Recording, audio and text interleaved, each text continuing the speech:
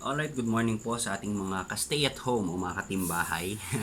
So ngayon, umaga habang nagkakape tayo. So ayan, coffee din pag may time. Siyempre, yan ang una nating step sa morning, magkape. So to make us energized. Gawin nating makabuluhan yung morning natin and let us discuss kung ano ba yung mga kalagayan natin ngayon, ano ba yung mga safety protocols, ano ba yung mga bawal at hindi bawal, ano ba yung mga dapat at hindi dapat gawin. So marami kasing tanong sa social media. In my social media account nababasa ko, ano ba yung mga dapat gawin, ano na ba yung mga magbubukas now that we are under GCQ or the General Community Quarantine. So i-discuss natin yung phase transition from ECQ to GCQ. And of course, ano ba yung ginagawa ng ating government para protektahan tayo to fight this COVID. So una, i-discuss natin ano yung ginagawa ng government. What are the procedures na ginagawa nila?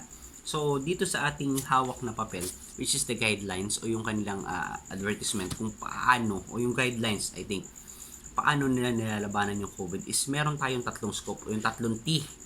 First is the test. So diyan pumapasok yung testing, siyempre after the quarantine. So malalaman natin sino man nagpapakita ng symptoms. So pwede nating i-test yan. Itinetest na nila. So pag nag-test positive yan, papasok na yung second T, yung trace. So yung mga naka-close contact nun, iti-trace na yan. So para ma-isolate na rin at may alis na sa general population para hindi na siya, kung possible siyang may COVID, hindi na siya makahawa. And the last T is the treat. To treat yung nag-positive para magamot siya with a possible come up na makarecover. So dito naman sa atin, sa bayan natin, dito sa San Jose, Occidental, Mindoro. So halos lahat naman nakarecover. We have one death, pero yun yung kauna-unahan nating COVID patient. And bago naman natin nalaman na COVID positive siya is sumakabilang buhay na po siya. So lahat naman ng na-test natin na nag-positive at lahat na naging patient, they are all recovered. Kung meron mang nasa in good condition na sila and recovering. So yun po, tatlong T lang, tandaan nyo mga kababayan, mga katimbahay. Test, trace, and treat. Okay. So now that we are on the GCQ, ito na. So ito marami talagang tanong marami nagtatanong, ano ba yung mga bawal? So let's discuss first ano yung mga minimum standard pagdating sa GCQ. Ano yung mga dapat pa rin natin gawin, dapat natin i-observe. So safety protocols. No mask, no entry sa mga establishment. Meron na ding lumabas, I think yung Sangguniang Bayan ng San Jose, naglabas na ng ordinance of strictly wearing of mask when you're in the public places. So kapag lumabas ka ng bahay or go to town proper, if you are permitted na lumabas, kailangan mo na mag-wear ng mask. And please observe yung ating physical distancing. Siyempre, yung social distancing, andun pa rin, magiging kasama na ng buhay natin yan. Observe the 1 to 2 meters na pagitan sa bawat isa. Yun. Avoid touching surfaces.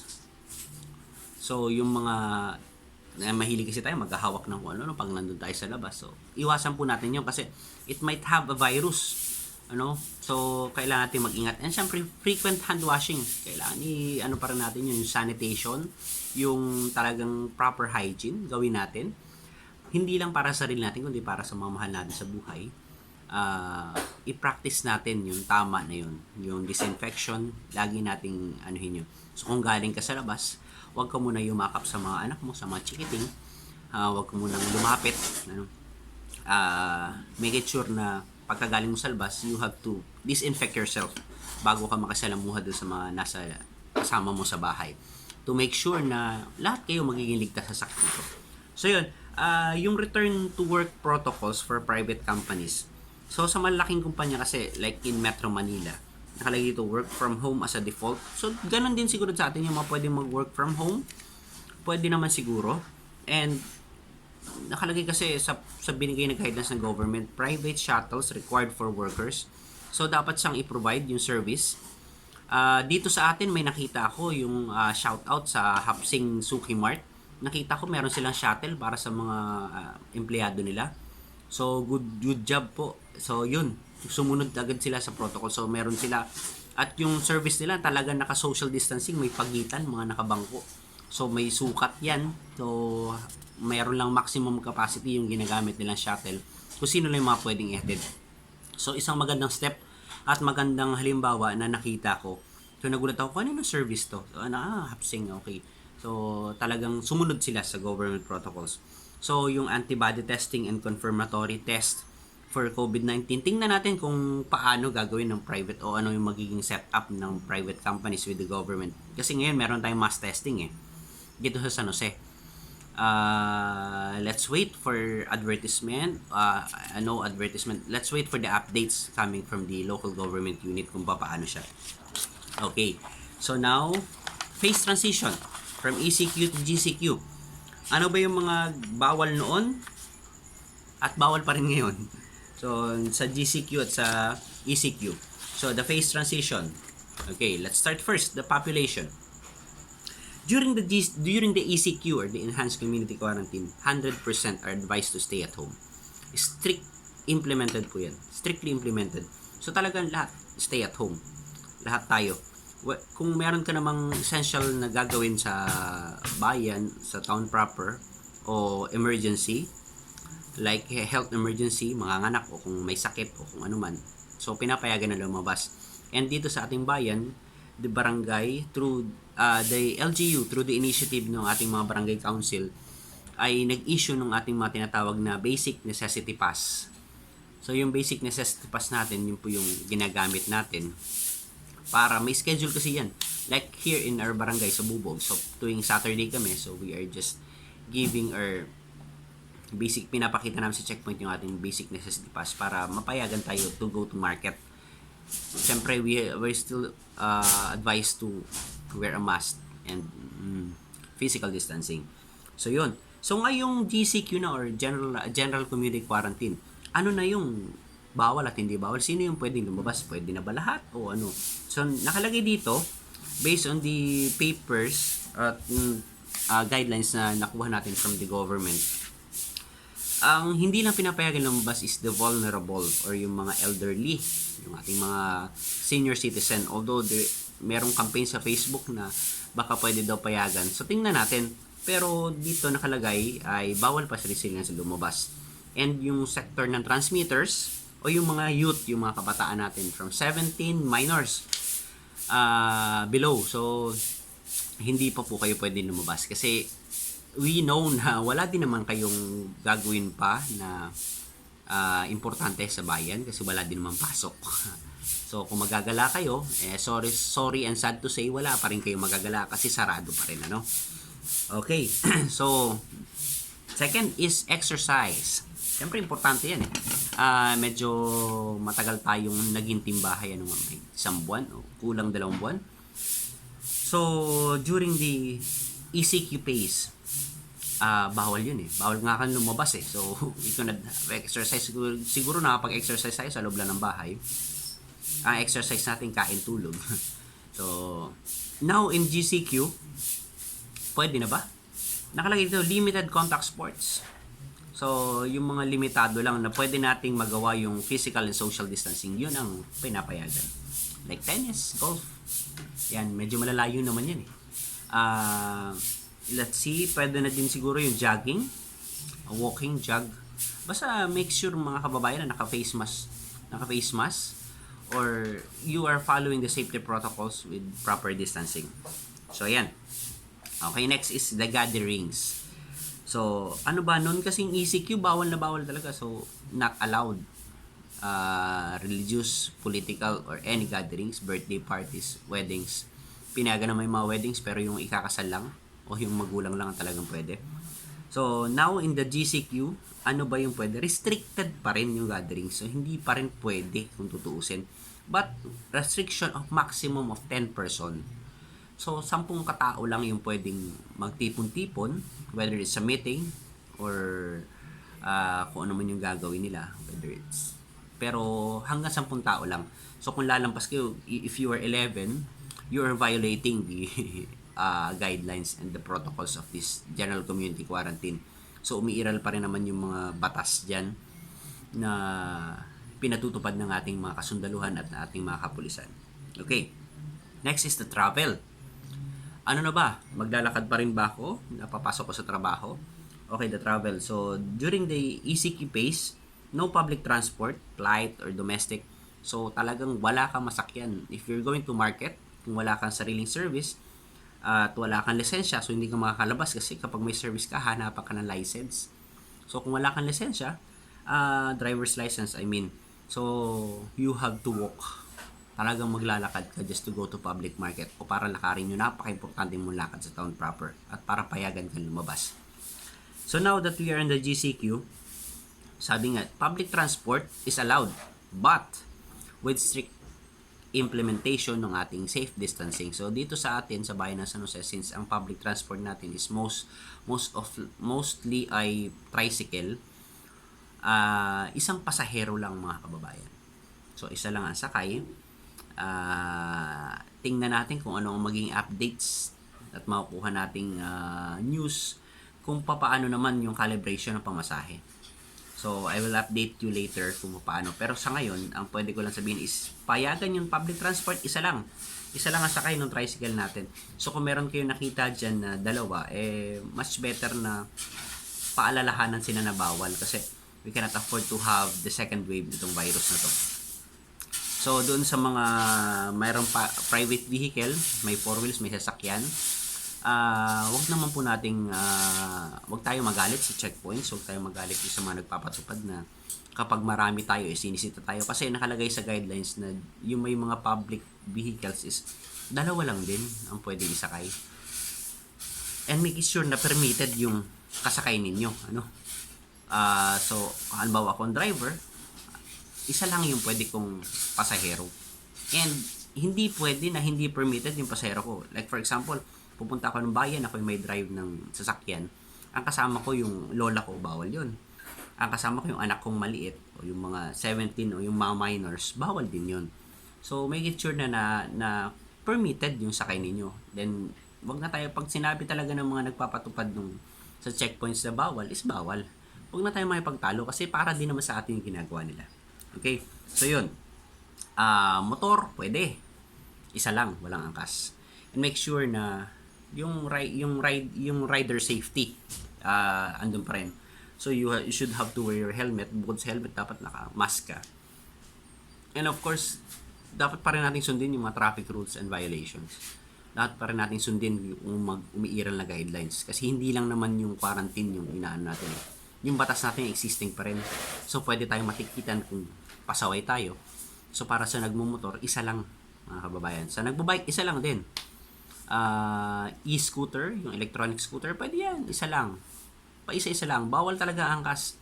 So, wag natin gawin na kung kailan lang nasa checkpoint is doon lang tayo gagawa nung sinasaad sa guidelines o yung sinasabi. Kasi yung ginagawa na to para din naman sa atin.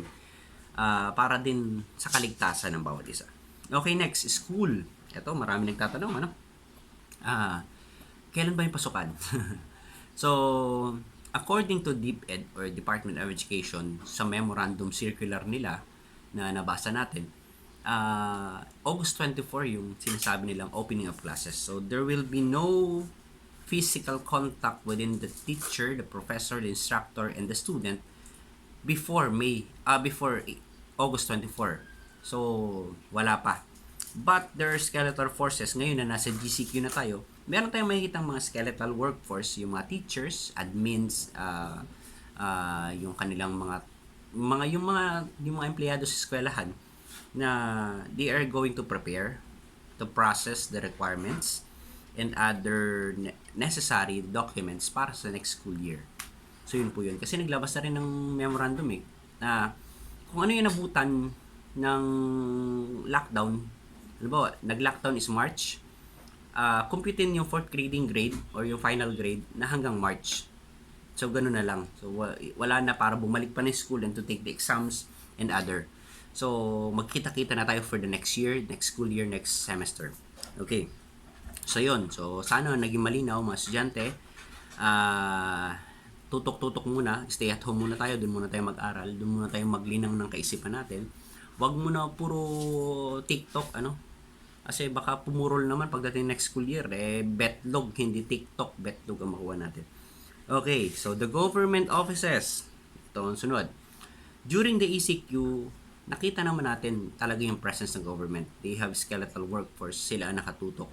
Now that on the GCQ, I was informed by my mom, which is also uh, an LGU employee, na magkakaroon sila ng alternative work arrangement.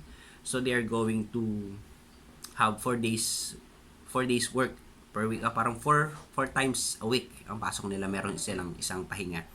So it's in order for us to sustain naman yung services at hindi ma-hamper yung services ng bawat opisina nila. So yun yung phase transition na tinidiscuss natin from ECQ to GCQ, ano yung mga bawal at hindi bawal. So yung iba, syempre, ang gusto din lang malaman is ano pa ba yung mga dapat hindi dapat gawin? Ano ba, makakabalik na ba kami sa trabaho? Yung sectors ba namin pwede na makabalik? So dito sa guidelines, dinidiscuss ko lang is yung applicable para sa bayan ng San Jose. Kasi medyo generalize, so iniisa-isa ko lang at i-discuss sa inyo na applicable para sa atin. So yung mga nasa construction, pwede na yan. Just make it sure na pwede kayo at nakakuha kayo ng permit. No? So prior to deployment, only 29 to 15 years old without pre-existing health condition allowed to work. So, yun sa construction. Yung mga walang history na sakit, na 29 to 59 years old, pwede na kayong bumalik sa construction. So, meron mga nilabas dito na dapat may safe distancing. So, 1 meter, including kahit nasa barracks, So, kahit nasa bank houses kayo, o nasa rest house kayo, in your construction site, make sure na nasusunod yung proper distancing. Importante dyan na present yung safety officers. The safety officers which is accredited by the Department of Labor and Employment o ng DOLE. So, mandated quarantine, dapat meron yan. Yung safety protocols within the construction site, meron yan. So, medyo kabisado natin yan because we are on that industry, sa construction industry. So, dapat kabisado, dapat ginagawa natin yun. Like now that we are on the COVID times, dapat i-practice nating mabuti na disinfection, dapat laging maayos, dapat laging malinis. Whether we are on the construction site, dapat napapractice natin yan para maiwasan natin na dyan mismo magkahawa-hawa. Okay, so ano pa yung mga pwede? Jeepney, pwede yan. Okay, sa public transport, kasi meron tayo dito mga van, meron tayong mga jeepney, meron tayong mga buses. Pwede, but with limited load factor. Varies the mode of transport. So, dapat i-observe yung physical distancing. So, kung yung van dati, pinupuno na parang siksikang sardinas, ngayon siguro mga 5 hanggang 6. Ganun mga kababayan. So, papayagan na yan. And, of course, wearing of mask is strictly implemented kahit nasa public transport tayo. Ano po? So, yun. Kailangan natin i-observe yan. So, ano ba yung mga magbubukas na establishment? Okay. Sa ECQ, so, meron namang mga pinayagan, yung mga nasa essential, na kailangan talaga, syempre. Hindi tayo mabubuhay nang wala yun. Like yung mga manufacturing ng food, yung mga manufacturers ng hygiene kits, yan. Sa GCQ, pwede pa rin sila.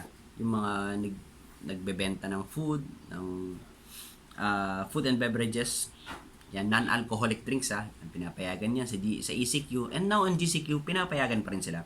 Of course, hospital and clinics, talaga naman pinapayagan. Essential retail, like groceries, market, drugstore, yung mga online seller natin dyan, yan, pinapayagan naman yan. Laundry shops, water stations, so yung food and water refilling station sa GCQ. Nung ECQ pinayagan yan, pinapayagan pa rin yan. Logistics services, yung ating mga cargo, pinapayagan. Siyempre, daily delivery services, pinapayagan yan. Siyempre, lahat ito papayagan on the GCQ with strict implementation ng ating health protocols. Yan. So, power utilities, siyempre, kuryente, importante yan. Water utilities, repair installation of machinery and equipment, andyan pa rin yan. Energy companies, gasoline stations, dapat lang ma-make sure nyo na 1 meter apart yung sa nagpapagasolina. So, yung proper distancing, andun yun. manufacturing major establishments, noon pa man, whether in the ECQ or GCQ, talagang pinapayagan niya kasi sila yung naghahatid ng balita sa atin, ng updates, para malayo din tayo sa fake news. Kasi ang fake news, mga katimbahay, ano yan eh, mas mabilis kumalat kaysa sa virus. Okay. So, ano yung mga hindi pinayagan sa GCQ noon? Yung mga electrical and electronic shops, hindi sila pinayagan sa ECQ noon eh. Now on GCQ, pwede na. So, pwede na magbukas. Machinery equipment, motor vehicles, traders, yan, pwede na yan. Transport equipment, electrical machinery, wood products, o yung mga tindahan ng mga appliances, mga tindahan ng mga furnitures, pwede na yan. Cellphone shops, pwede na yan. Rubber and plastic products, pwede na. Dito sa San Jose, no plastic allowed. So yung mga pwede na ng payagan, ano. Mining and quarrying, syempre, pwede na yan. Just make sure na meron kayong permit kasi mahuhuli din naman kayo kung wala. Postal and delivery services, pwede na yan. Electronic commerce companies, pwede na. So lahat, almost pwede na. But make sure na maximum of 50% on-site workers. So kalahati lang nung total manpower natin yung pwede natin i-deploy. So, yung kalahati work from home or pwede yung alternate to make it sure na lahat naman ay makapagtrabaho at magkakaroon ng kikitain, ano? So, kung yung kalahati siguro is magtatrabaho, other day yung iba naman. So, depende yan sa mga kumpanya kung paano nila gagawin. Ano? Okay, so dito naman wala tayong trend. Pero sa Metro Manila, pinapayagan na yan. Pero syempre, siguro with physical distancing kasi alam naman natin ang situation ng MRT. Jeepneys, tricycle, okay na yan. Siyempre, katulad na sinabi ko kanina, with only one passenger sa tricycle. Yun kasi yung ating mode of transportation, public transport dito. O capital markets, pwede na yan. Banks, nung pang ECQ, pinapayagan na yan. Pero siyempre, observe pa rin. Ngayon GCQ, papayagan na din. Okay, ano ba yung mga hindi papayagan na sector? Para naman sa... Siyempre, una-una hindi papayagan. Almost lahat pinayagan na. Basta make sure na 50% lang. Pero meron pa rin mga strictly na hindi pinapayagan. Ano ba yun? Siyempre yung sectors ng entertainment. Of course. Kasi hindi naman sila essential. Mag-leisure lang yan eh. For fun, for relaxation. Hindi pa yan pinapayagan. Gym and fitness studio. So, yung mga ka-gym natin dyan. So, team bahay muna kayo. So, gym at home muna kayo, gym at home.